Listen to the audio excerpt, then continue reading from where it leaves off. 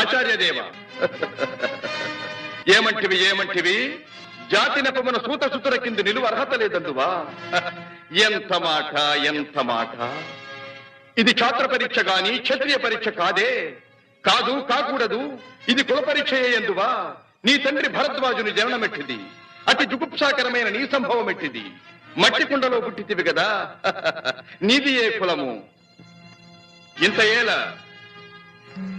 అస్మత్ పితామహుడు గురుకుల వృద్ధుడైన ఈ శాంతనవుడు శివసముద్రుల భార్య గంగా గర్భమున జనించలేదా? ఈయనదే కులము. నాతో చెప్పించువేమయ్యా? మా వంశమునకు మూల పురుషుడైన వశిష్ఠుడు దేవవేశ్యకు ఊర్వశీపుత్రుడు కాడా?